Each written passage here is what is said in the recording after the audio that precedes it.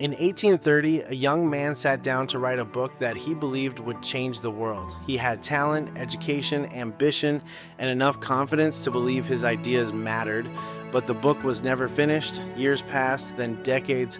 The manuscript remained incomplete until the day he died. History has forgotten his name, but his story is not unusual. For every person remembered by history, there are thousands who vanished from it, not because they lacked ability, but because something happened between possibility and reality. Something invisible. Something that destroys more dreams than failure ever could. And the strange part is that it rarely feels dangerous when it's happening. The strange thing about unrealized potential is that it leaves almost no evidence behind. When someone builds a great company, the world sees it. When someone writes a masterpiece, people remember it. When someone changes history, their name survives. But what about the people who never finish? What about the inventions that never leave a notebook, the books that never move beyond a first chapter, the businesses that remain ideas, and the lives that remain possibilities? History is filled with ghosts we cannot see, not because they died, but because they never became. And that's what makes this mystery so difficult to understand. The people who never reach their potential rarely look different from everyone else. They don't wake up one morning and decide to waste their lives. The process is much quieter than that. Imagine a young man in Florence during the Renaissance. He is intelligent, curious, and creative. His teachers praise him. His friends believe he has a remarkable future. For years, he talks about the things he plans to create, the paintings he will finish, the ideas he will explore, the impact he will make. Then life begins to happen. A few responsibilities appear, a few opportunities are missed, a few years pass, then a few more. The future that once felt enormous begins to shrink, not all at once, but gradually, almost invisibly, until one day he realizes something disturbing. He has spent more time imagining his future than building it.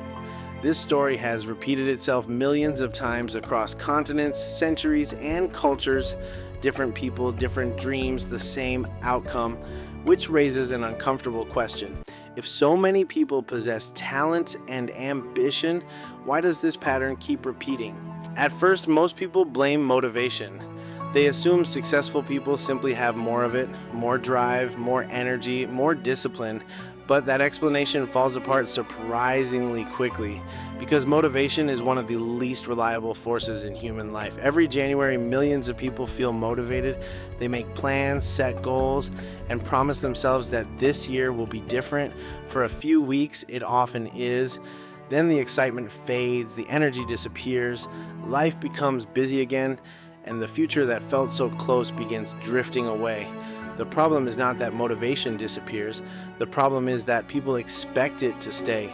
They build their entire future on a feeling that was never designed to last. And this brings us to one of the most important discoveries ever made about human behavior. Decades ago, psychologists noticed something fascinating. The people who achieved extraordinary things were not necessarily more motivated than everyone else. In many cases, they weren't motivated at all. They simply understood something that most people never learn, a difference so small it seems insignificant, yet powerful enough to determine the direction of an entire life. The difference between interest and commitment. At first, those words sound almost identical, but they are worlds apart. When you're interested in something, you do it when circumstances allow. When you're committed to something, you do it regardless of circumstances. Interest waits, commitment acts, interest negotiates, commitment decides, and the gap between those two mindsets is where countless dreams quietly disappear. But even that isn't the full story. There is another force at work, a force far older than motivation or discipline, hidden deep inside human nature itself.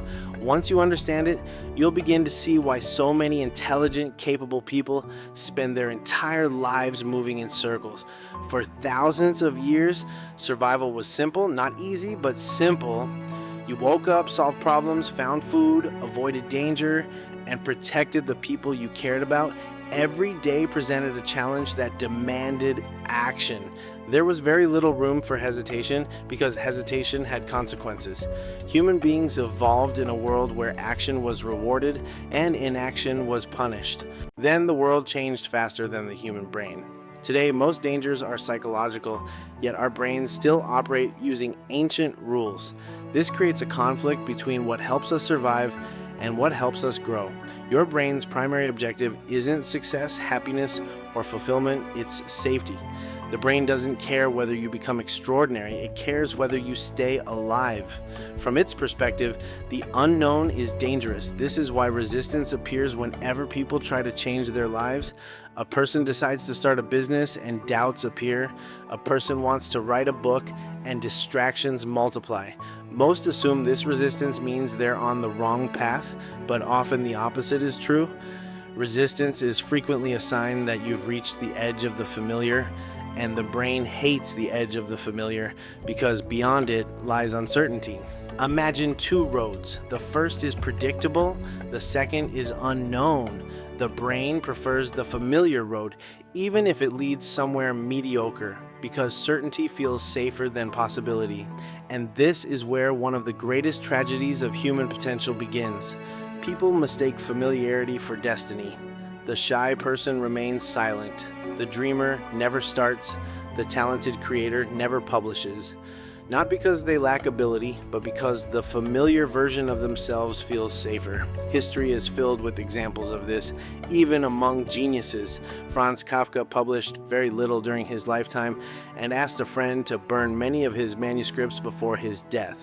One of history's greatest writers almost erased his own legacy, not because he lacked talent, but because he couldn't fully see what he possessed. Human beings are often terrible judges of their own potential. Potential rarely feels like potential most of the time. It feels like confusion, doubt, being a beginner, and moving without guarantees. And that's where most people turn back, waiting for confidence, certainty, and proof. But confidence is not the cause of action. It is usually the result of action. We reverse the process with our biggest dreams. I'll start when I feel ready. I'll begin when I'm confident. And so we wait. Weeks become months. Months become years. Every year spent becoming comfortable with hesitation turns hesitation into part of your identity. At first, you're delaying a decision. Eventually, you become someone who delays decisions. Unrealized potential rarely feels dramatic. It feels normal. And that may be the most dangerous thing about it. Someday is one of the most dangerous words ever invented. It creates the illusion of progress without requiring any action. The dream remains alive, but only in theory. Imagination can inspire action, but it can also replace it. If the human brain naturally seeks safety, if hesitation feels normal, and if comfort quietly pulls us toward the familiar, then how do some people escape? The answer has less to do with talent than most people think, and far more to do with the discovery hidden inside the lives of history's most extraordinary people. When you study their lives, you notice the popular story is usually wrong. Greatness in hindsight looks like certainty, but while it was happening, there was usually none. Abraham Lincoln failed in business, lost elections, faced setbacks, and endured tragedies. Potential is easiest to recognize in hindsight, almost impossible in the present. It arrives looking insignificant. A small decision, a tiny improvement, an uncomfortable risk, a single attempt. Most people wait for a moment that feels important, but the moments that change lives rarely announce themselves.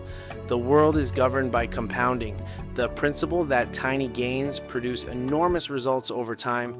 It applies to knowledge, skills, relationships, health, confidence, and character. Every action compounds. Every inaction compounds too. Neither path feels significant in the moment, yet years later the difference is impossible to ignore. Potential is deceptive because its rewards are delayed. Human beings are wired for immediate results, not long-term consequences. This is why most people quit, discouraged by the absence of visible progress. They are often standing closest to the breakthrough they seek.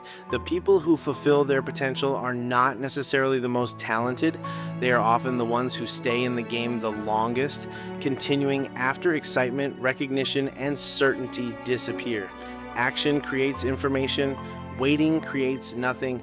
A dream pursued imperfectly is still alive. A dream endlessly analyzed is slowly dying. Motion and progress are not the same thing. You can remain busy while remaining unchanged.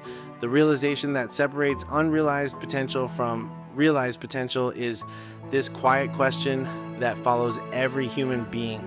Who could I have become?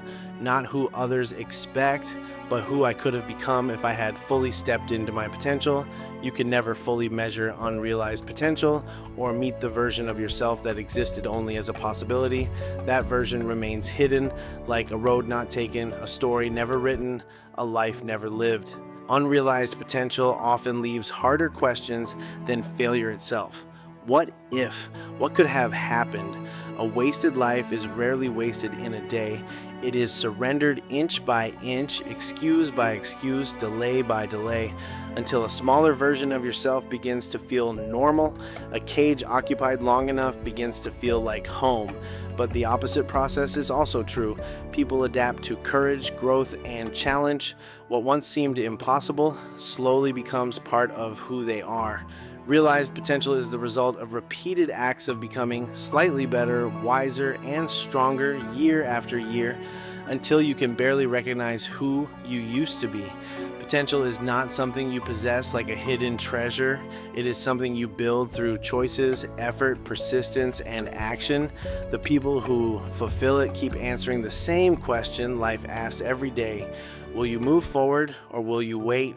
Waiting is seductive, but life continues moving whether you do or not. Eventually, everyone reaches a moment of reflection and sees the life they built, not necessarily the one they imagined. The frightening truth is that nobody avoids this moment. The only difference is what they see when they arrive. Potential is not a guarantee. It is an invitation that expires one day at a time.